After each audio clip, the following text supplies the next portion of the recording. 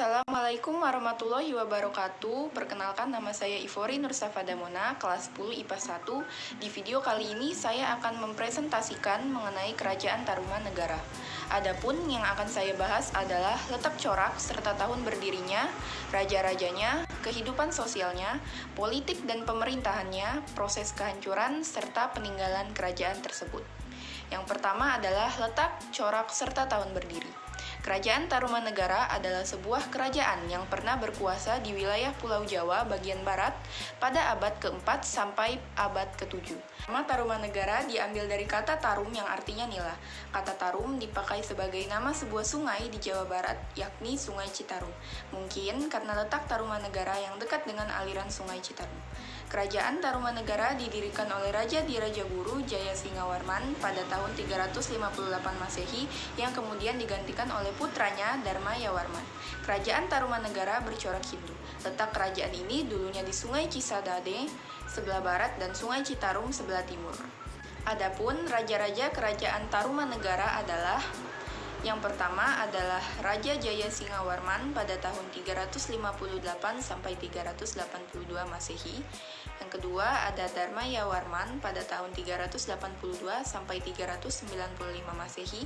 Yang ketiga Purnawarman pada tahun 395 sampai 434 Masehi. Wisnuwarman pada tahun 434 sampai 455 Masehi. Indrawarman pada tahun 455 sampai 515 Masehi. Chandrawarman pada tahun 515 sampai 535 Masehi, Suryawarman pada tahun 535 sampai 561 Masehi, Kertawarman pada tahun 561 sampai 628 Masehi, Sudawarman pada tahun 628 sampai 639 Masehi, Hariwangsawarman pada tahun 639 sampai 640 Masehi, Nagajayawarman pada tahun 640 sampai 666 Masehi, Linggawarman pada tahun 666 sampai 669 Masehi. Ketiga, ada kehidupan sosial. Kehidupan gotong royong dalam kehidupan masyarakat Tarumanegara berkembang dengan baik. Hal ini terlihat dengan adanya penggalian saluran Gomati. Sebagian masyarakat beragama Hindu dan Buddha, sedangkan sebagian masyarakat yang lainnya masih menganut agama asli. Yang keempat, ada politik dan pemerintahan. Seperti Kerajaan Kutai, sumber sejarah politik dan pemerintahan Kerajaan Tarumanegara kurang jelas. Meskipun demikian, catatan dari Fahien sejarawan mengatakan Tarumanegara mampu menciptakan stabilitas politik di wilayahnya. Kondisi ini juga dibuktikan dari laporannya tentang cukup majunya perekonomian kerajaan tersebut. Kuatnya pemerintahan dibuktikan oleh informasi prasasti mengenai proyek penggalian saluran Gomati dan Sungai Chandrabahaga. Proyek itu membutuhkan tenaga manusia yang cukup besar, sehingga mungkin terselenggara oleh pemerintah yang berwibawa yang kekuasaannya diakui oleh masyarakat. Karena merupakan kerajaan, kekuasaan raja bersifat mutlak. Hal itu tergambar dari pengakuan Raja Purnawarman sebagai jelmaan Dewa Wisnu. Kerajaan Tarumanegara mulai berkembang pada abad ke-5 Masehi. Raja yang sangat terkenal saat itu adalah Purnawarman. Ia dikenal sebagai raja yang gagah berani dan tegas. Ia juga dekat dengan para brahmana, pangeran, dan rakyat. Ia juga raja yang jujur, adil, dan arif dalam memerintah. Daerahnya cukup luas sampai ke daerah Banten. Kerajaan Tarumanegara telah menjalin hubungan dengan kerajaan lain, misalnya dengan Cina. Setelah itu ada proses kehancuran. Runtuhnya Kerajaan Tarumanegara bermula dari kepercayaan yang diberikan oleh sang raja kepada pemerintah daerah di bawah raja untuk memimpin wilayahnya sendiri. Lalu kebiasaan memberikan warisan wilayah atau daerah kepada putra dan putri mahkota yang lantas membuat kerajaan baru di wilayahnya tersebut. Hal itu membuat kekuasaan raja menjadi lemah dan gampang diserang musuh. Tahun 669 Masehi, Raja Linggawarman yang menjadi raja terakhir menyerahkan kekuasaan kepada menantunya yang berasal dari Kerajaan Sriwijaya. Lantas berakhirlah pemerintah dalam nama Tarumanegara berganti dengan menjadi Kerajaan Sunda. Setelah itu ada peninggalan. Kerajaan Tarumanegara meninggalkan 7 prasasti, yaitu 1 prasasti Tugu, 2 prasasti Ciaruteun, 3 kebun kopi, 4 Muara Ciante, 5 Jambu, 6 prasasti Cidenghiang, 7 prasasti Awi. Yang pertama adalah prasasti Tugu. Prasasti Tugu ditemukan di daerah Tugu, Kecamatan Cilincing, Jakarta Utara. Prasasti ini dipahatkan pada sebuah batu bulat panjang melingkar dan isinya paling panjang dibanding dengan prasasti Tarumanegara yang lainnya. Adapun hal-hal yang dapat diketahui dari Prasasti Tugu adalah Prasasti Tugu menyebutkan nama dua sungai yang terkenal di Punjab, yaitu Sungai Chandrabhaga dan Gomati. Dengan adanya keterangan dua buah sungai tersebut menimbulkan tafsiran dari para sarjana, salah satunya menurut Puerbal-Jaraka.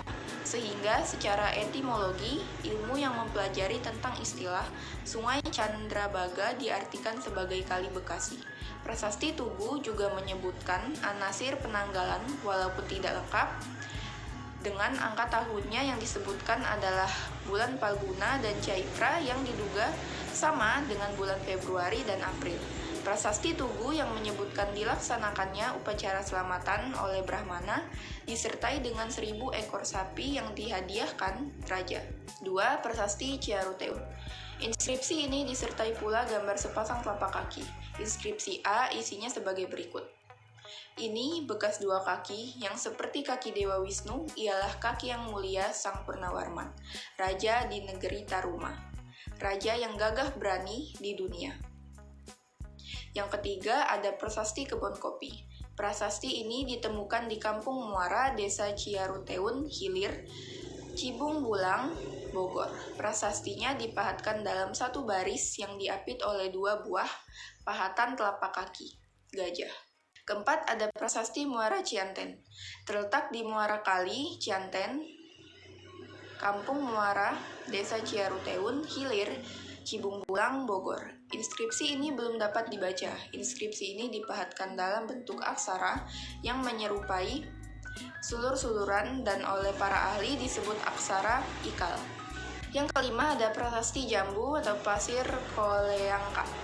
Terletak di sebuah bukit, Koleangka, Desa Parakan Muncang, Nanggung, Bogor. Inskripsinya dituliskan dalam dua baris, tulisan dengan aksara Palawa dan bahasa Sansekerta. Yang keenam ada Prasasti Cidang Hiang. Terletak di tepi Cidang Hiang, Desa Lebak, Munjul, Banten Selatan. Dituliskan dalam dua bans tulisan beraksara Palawa dan bahasa Sansekerta. Isinya sebagai berikut. Inilah tanda keperwiraan, keagungan, dan keberanian yang sesungguhnya dari Raja Dunia yang mulia Purnawarman yang menjadi panji sekalian raja-raja. Yang terakhir ada Prasasti Pasir Awi. Inskripsi ini terdapat di sebuah bukit bernama Pasir Awi di kawasan perbukitan Desa Sukamakmur, Jonggol, Bogor. Inskripsi prasasti ini tidak dapat dibaca karena inskripsi ini lebih berupa gambar atau piktograf daripada tulisan. Di bagian atas inskripsi terdapat sepasang telapak kaki. Baiklah, demikian penjelasan saya mengenai Kerajaan Tarumanegara.